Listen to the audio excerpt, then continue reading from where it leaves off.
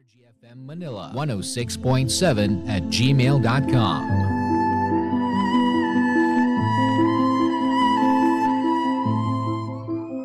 Maglaro sa Bingo Plus app para tuloy-tuloy ang premyo at saya. At malay mo, mapanalunan mo pa ang jackpot prize sa first online live stream bingo sa Pinas. Bingo Plus, bingo sa saya, plus sa panalo. Gambling is for 21 years old and above only. Gambling can be addictive. Learn when to stop. Wag mo sabihin, radyo.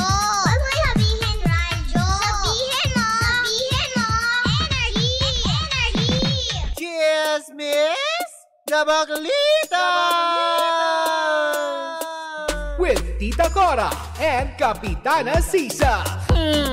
Same, pero iba. We are number 106.7 Energy FM. Pag huwag mo sabihin radyo. Sabihin mo! Energy! Yon! Sa magandang morning, Metro and Mega Manila. Ayan.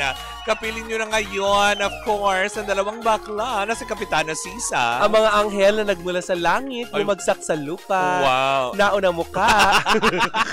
Kaya ganyan. Kung ang mga babae ay langit, Oo. at ang mga lalaki naman ay lupa. Oo. Ano ang bakla? Kami mga bakla ay ulan. Bakit? Nadidilig sa tigang na lupa. Ay! Hindi ba tayo yung lupa? Hindi. Kasi mga lalaki yung ulan. Hindi. Kaya mo na. Kasi sila yung nandidilig. Ay! Kasi hardinero. Hindi ko diba? sure. May mga ibang lalaki na gusto rin. Yung gustong yung mga plantita. Yes, plantito. Na gustong nababasa ng tubig. Oo. Actually nga dapat yun naging generic na lang, hindi na plantito. Mm-mm. Kasi lahat naman plantita. Ano nga pala pag ang bakla ang plantito o plantita na mahilig sa halaman? Lalo ka na sa welcome plant. Oo. Ano kami, snake plant? Snake. Yung sa akin, pinakita ko kagabi, diba? Oo. Habang hilig mo talaga sa mga nakaganon, ano? Oo, yung may mga pakobra. Pak! Yung mga paling. Ano nga tawag doon sa ganyan? Ang tawag doon, tiil. Ay, good morning sa lahat ng ating mga pangga ngayon na naghahanda ng kanilang mga pananghalian. Oo, anong ulam nyo? Oo, si diba? Chang Ami na nagsusorry dahil hindi siya nakapag-reply sa GC na binura ko din after how many minutes. Ay, talaga? Kasi ang nalagay ko doon yung Facebook page ko. Oh. Oy, may mga nagme-message, puro carjack fans, kumusta na daw ang carjack? Oo. Bati na ba daw talaga? Hoy, tigil-tigilan nyo nga ako, hindi ako ang manager nila. Correct. Kagabi ngayon nanap sa'yo si Toby, diba? Oo nga. Sabi ko, bakit nanap niyo sa akin si Toby? Diba na nakakaloka? Mukha ba akong ina ng tahanan? Alam mo, iniisip ko tuloy, ano pa kaya yung may-ari ng Energy FM? Hindi kayo pinipm din nila si Ma'am Becca? Feeling ko yung iba, baka. Diba? Para tanungin lang, magkaaway po ba ang carjack? Oo. Kailan nyo po tatanggalin si Tita Cora? At sasabihin nila ni Ma'am Becca, kayo magsobo, ako tulog, ha? Bakit tawag JC alas 2 madaling araw? Glenn, sabihin mo sa akin, okay lang ba, Jessie? Ay, nako. Sa magandang umaga pa rin po sa ating mga pangga. Siyempre sa mga nanonood via our digital platform. Nakakaganda talaga ng araw dahil this coming Wednesday, anong meron? Correct. This coming Wednesday, tabayanan nyo na ang muling pagbabalik ng Baklita sa Wow! sa podcast Season 3 na. Powered by Bingo Plus, sa Bingo sa Saya, plus sa Panalo. This coming Wednesday na kung saan nga naman ang first episode ay may kinalaman sa demonyo ka. Na demonyo ka. Oo. May kinalaman sa demonyo ka. Oo. Siraan mo lang kami ng siraan kasi nga demonyo ka. Trabaho mo yun eh. Oo. Okay lang yan. Kasi nga, demonyo ka. Ay, but anyway, Mare, eto natin latest for today's video. Naku, mahaba-haba to. May gusto ka ba munang batiin? Well, sa lahat pa rin natin mga pangga na nakatutok pa rin sa atin. And of course, gusto kong batiin si ate, si Madama Mayet.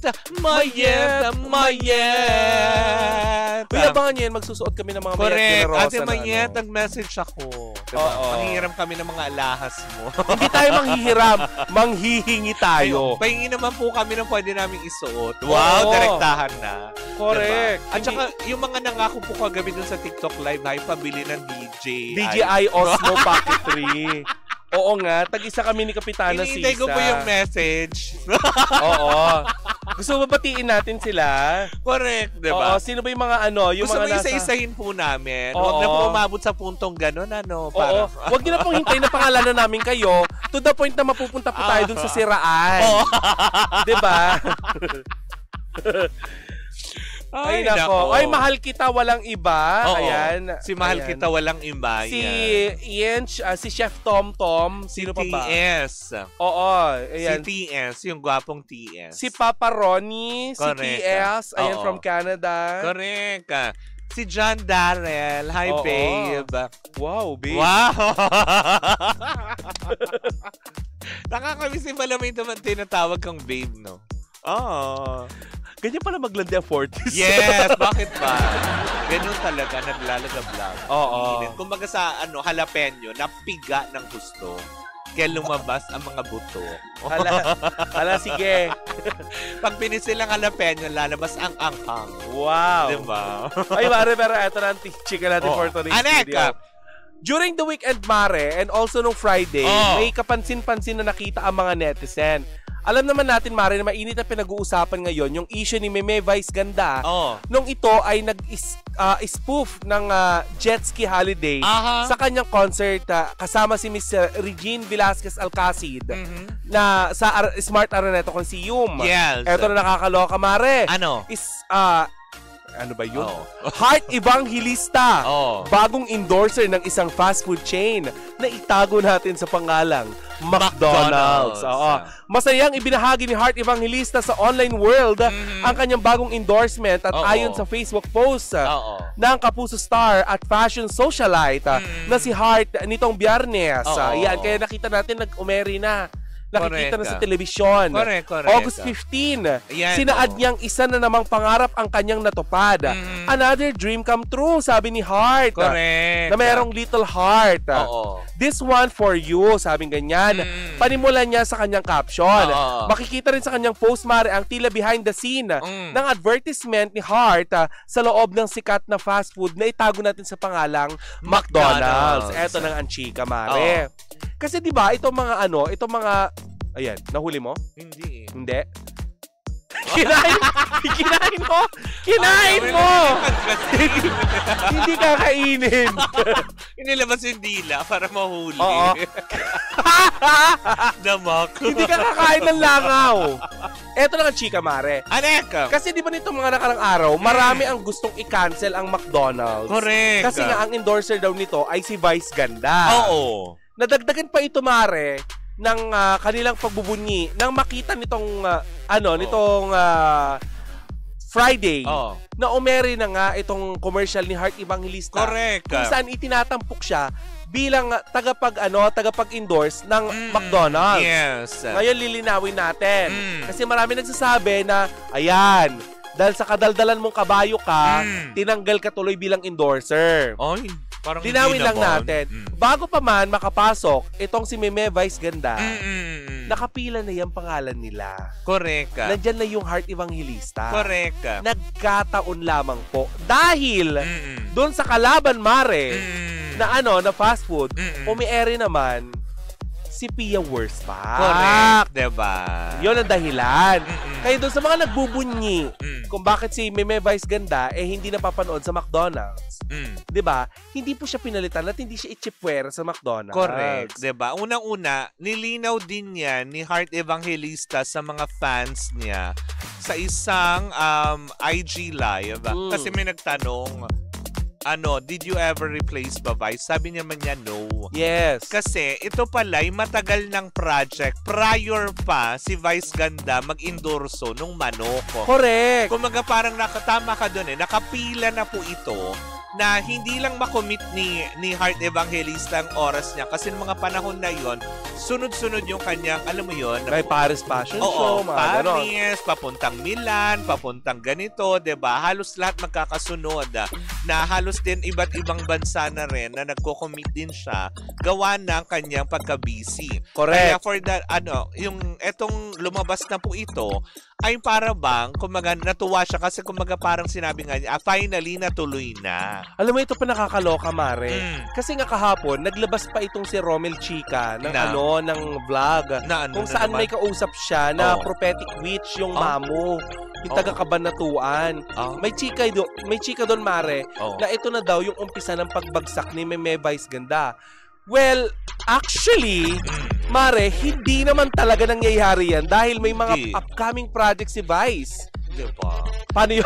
Paano hindi ba dumikay? May Metro Manila Film Fest pelikula Eto pa, siya. isa pa yan. Sinasabi ng mga ng mga dating taga-suporta or taga-suporta ng dating pangulo na si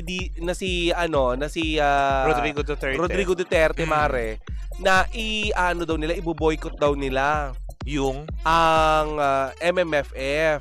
Dahil nga may movie daw doon si Meme Vice Ganda. Kahapon nga naloka ako kasi di ba may upload tayo na kumakain tayo ng McDonald's.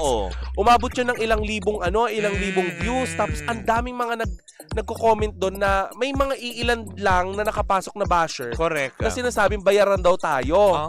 Nagpadala na daw si Vice Ganda sa atin ng pambili ng McDo. Excuse me? Ikaw nga pabulaanan mo yan. Ganun ba ka-cheap yun? Kaya pambili ng McDo, wala kami. Diba? Oo. Tsaka isa pa. Hindi po sa pagyayabang. Kami po ay masipag kaya meron po kaming may pambili. Dahil nagtatrabaho po kami. Oo. At gustuhin man namin kumain ng McDonald's at kung anumang fast food chain na gustuhin namin, ay magagawa namin. Oo. Diba? Kaya nga lang po sa aspeto na yon ay gusto lang namin linawin na walang pinadadala na kahit na sino man. At saka during the weekend, hindi ko maintindihan kung bakit tayo yung ini-splice nilang video na naglabas ng issue tungkol kay Meme. Oo, yung may yung tungkol kay tungkol dun sa ecstasy na nilabas ni Maharlika. Correct, diba? Na siya naman din na nagpabulanan, patanong-tanong pa yung peg niya, diba? Oo. At saka may chika pa dun, Mare, na na sinabihan tayo ng pipitsuging mainstream media. Oo. Bakit mo pa po kami tinawag na mainstream kung pipitsugin kami? Tama.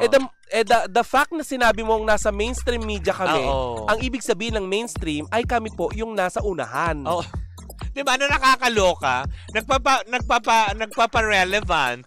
Yung ilang mga influencer. Hindi naman kayo maabot ng 100,000 views a day. Kaya nga. Alam mo tuloy, diba? Mare, hindi ko napigilan yung sarili ko. Kasi, Mare, aminin naman natin, ang mga umaatake sa atin, lalo nung kumain tayo ng manok, eh yung mga DDS. Correct. Diba? Ito si Kapitana sa DDS po ito. Hindi, totoo naman. Sinabi ko yun, diba? Kagabi din sinabi ko yun sa TikTok Live. Sabi ko, bakit nakakasad, no? Kapag yung mga Duterte supporters, inaatake rin nila yung mga kapwa nila Duterte Magtataka ka pa ba yung humba nga sa dahig, di ba? Pinag-away-awayan. Di ba? Nakakasad lang dito kasi may mga silent supporter po ang mga Dutertes, di ba? Na sana po yun po yung kinukonsideran nyo na hindi lang puro kayo pambabash ng pambabash. Oo. Kasi di ba hindi naman din lahat hayagang nagsasabi na correct, supporter ako ni ganito, supporter na ganito. May mga silent supporter dyan pero kumikilos din naman din sila kahit papaano. Oo, and hindi, di ba? Hindi natin pwedeng mag-take sides eh. Kailangan natin maging patas. Patas naman po kami. Kung gusto niyo po magbigay ng inyo pong pahayag, papakiharapan namin kayo na parang tao. 'Di ba? Magtungo lamang po kayo dito sa Energy. Linawin niyo po yung inyo pong correct. Yung inyo pong panig. Bukas naman ang aming himpilan. Correct. 'Di ba? Para sa kahit na sino man ang gusto magbigay ng kanilang mga, alam mo 'yon, na official statement, 'di ba? Or kung meron silang gustong klaruhin, tapusin, bigyan ng tuldok, kaya sana wag niyong atakihin yung mga taong gumagawa lang ng kanilang tamang trabaho. Correct. Kung hindi pabor sa inyo yung balita, sabihin niyo bias. Oo. Tapos sabihin bayaran. Mga tipong, bakit ganun ba kalakaran yun? At saka hindi ba kayo din ang gumagawa ng ng ikakapahamak ninyo kagaya nung kay Maharlika? Ayaw natin maging political dito, Mare. Correct. Pero kasi di ba naglabasan na din kapwa nila kakampi nila mismo kapwa DDS nila nagsasabi na si Maharlika ay gumagawa ng mga fake news. O, diba? Yung mga ganyan, sila nagsisiraan na, sila bibigayan na ng kanilang mga opinion na hindi na maganda. Ako nga hindi ko alam kung anong ibig sabihin ng alpot-alpot nung nakaraan eh. Ano ba yun? Hindi ko rin alam din. Pero may mga Alpot? tinutukoy siyang tao na tagahanga din ng dating Pangulo. Ay, talaga? Oo. Alam mo, maganda yung nagtitipon-tipon kayo dyan sa The Hague. Oo. Maganda yung nagtitipon-tipon kayo dyan sa The Hague upang nasa ganun ay suportahan. Oo. Yung ating dating Pangulo. Pagdasal niyo siya para maging malakas siya, di ba? Habang nililitis siya ng ICC. Pero mari kasi, wag na kayong gumawa pa ng ikakasama ng imahe ng Pangulo dyan. Nag-aaway-aaway kayo dyan. Di ba yun yung nakakahiya? Correct na sa ibang bansa. Oo, kasi mari may mga sinasabi si Nanay Christie na hindi daw nakaka-proud maging Pinoy dahil dito kay Vice Ganda. Di ba mas hindi nakaka-proud yung nakikita at naririnig ng mga foreign. Ng mga dayuhan. Oo, na nag-aaway-aaway kayo yan dahil sa humba. Oo, diba? Dahil sa mga issue ninyo. Sino ba nagdala ng humba na yan? Kasi sinabi nila, Mare, si dating tagapagsalitang Harry Roque. Nagluto? Ang nagkumain. Humba! Ang kinain niya! Oo! Ang kinain niya pala! Correct! Tapos, para yun doon sana sa mga supporters. Alam mo, feeling ko tuloy. Ay, baka wala naman kasi siyang bilang doon sa talaga sa pagkain, nakikain siya. Alam mo, feeling ko tuloy. Babayaran si daw. Si Attorney Harry, parang na siya, deprived na siya sa Filipino food. Na-miss niya yung humba. Yes! Ayun nga, sana magtanong kasi muna kung kanino yon. Hindi yung laps lang na laps. Hoy. Hinihingian tayo ng chika.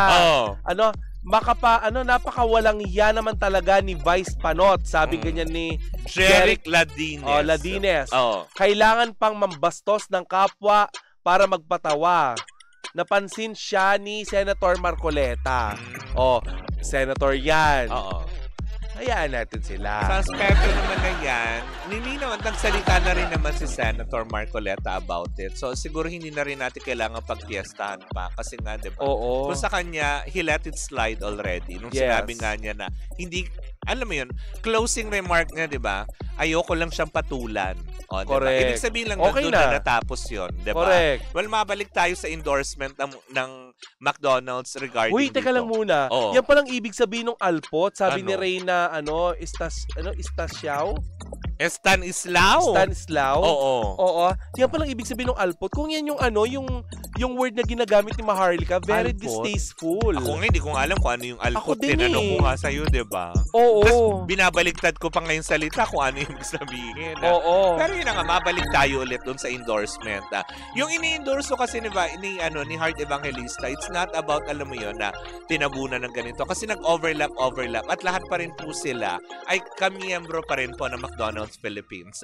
Even Marian Rivera and Ding Dong Dantes still endorsers pa rin ng McDo. Bago pumasok si Vice Ganda. At saka kung hindi na endorser si Meme Vice Ganda, nung Saturday nagpakain po siya sa studio. Correct, diba? Ng It's Showtime ng McDonald's. Nagbalik na siya nung Sabado. Correct. Kumaga parang from a vacation after nung, alam mo yung pagpapahinga nga niya nung 2 days meron na pa, Mare. concert niya. May nangyayari pa. Oo. Alam mo, ang dami talaga nangyayaring I must say, parang character assassination. Oh. Kasi Mare, pati yung issue dati nila ni Rustum. Oo. Rustum Padilla. Bibigandang hari na ngayon. Oo. Nabibigandang hari na ngayon.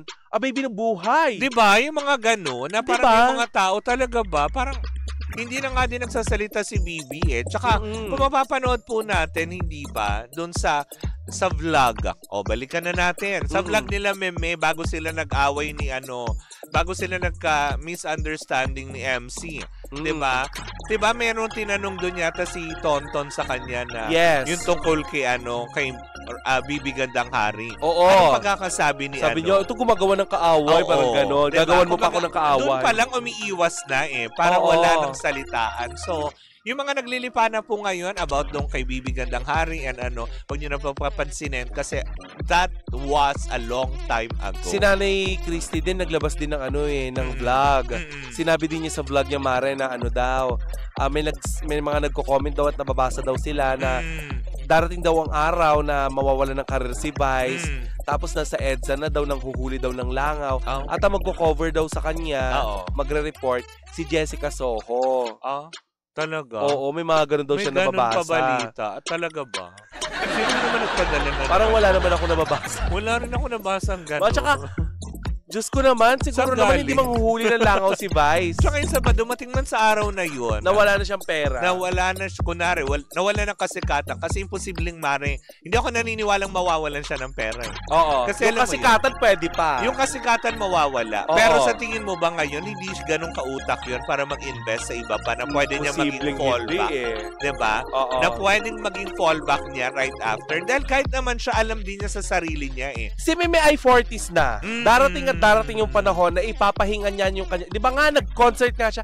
Tsaka sa mga nagsasabi na kung bakit siya nag-leave sa It's Showtime dahil nga sa pambabash, hindi po. Hindi po niya maigalaw yung kanyang tuhod. Correct. Na igagalaw na daw po niya yung mga daliri niya ngayon. Kaya po siya bumalik nung Sabado sa It's Showtime. Correct. Kumbaga parang, alam mo yun, time to rest din. Dahil syempre, di ba? Hindi naman na... Bakla, 2 araw yung concert. Na kung tigpa 4 hours yun. Oo, 8 oras ka nagsasayaw. Heels na suot mo, di ba? Oo. Na ang tataas. Hindi lang yun. Umaakyat ka dun sa mga nagpatong-patong na bangko. Correct.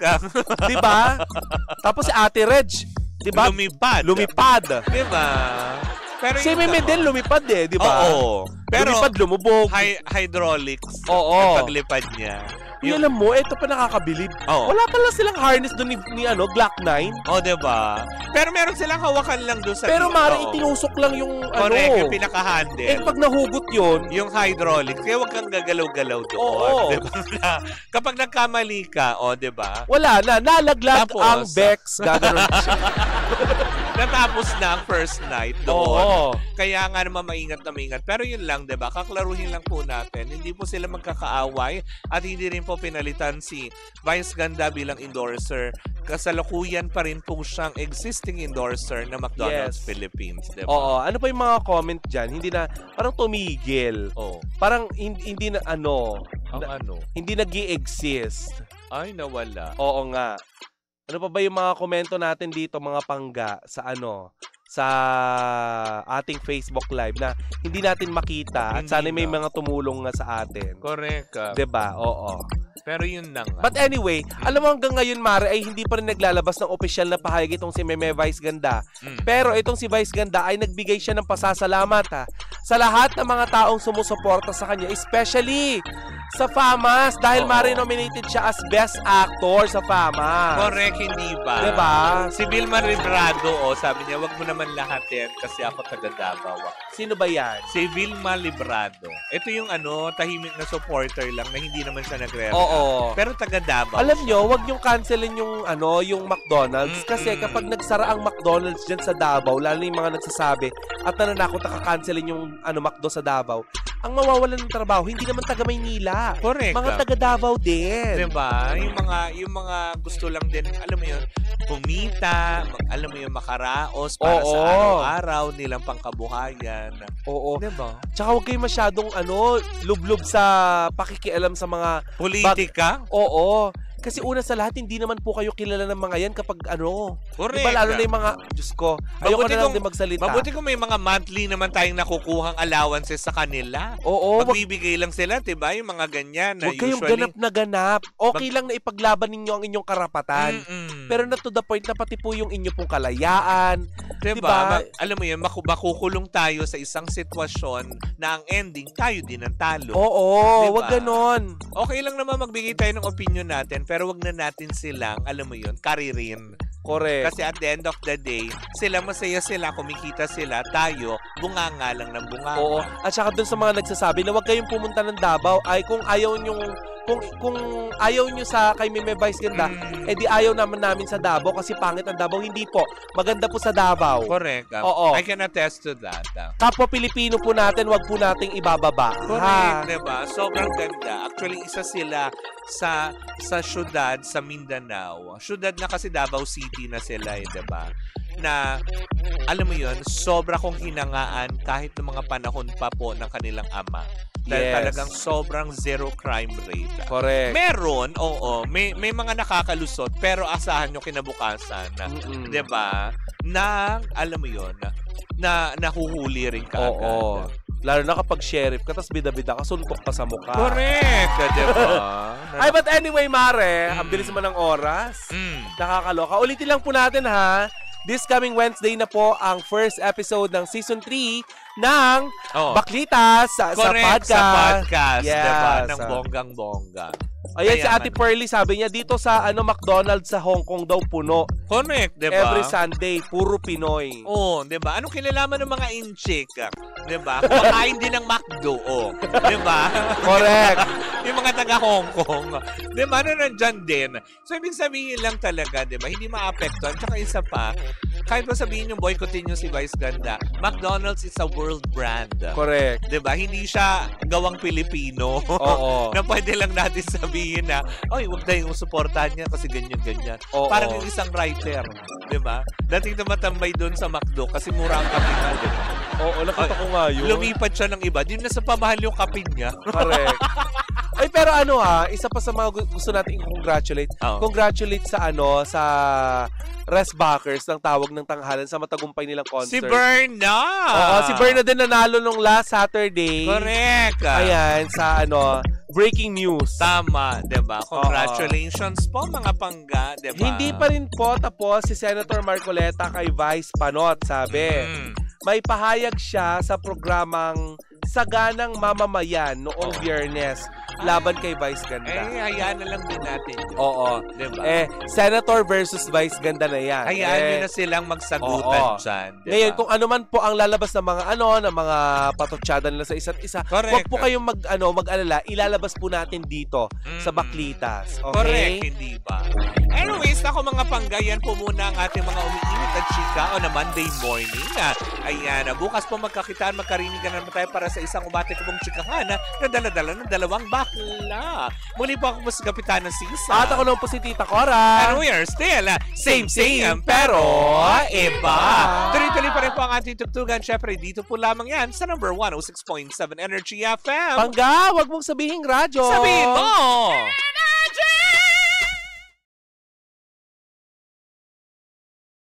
Hi Pangga! Ako po si Gandang Kara and don't forget to follow us sa lahat ng mga social media platforms namin at Energy FM 106.7 sa Facebook, sa Twitter, Instagram, YouTube, and TikTok. At samahan mo na rin ako sa aking programang Hot Stories na lagi po akong live 12 noon hanggang 3 p.m. sa TikTok Live or sa Facebook Live. Ako po nag-iisang chicks ng radyo, si Gandang Kara. Pangga, wag mo sabihin radyo, sabihin mo Energy!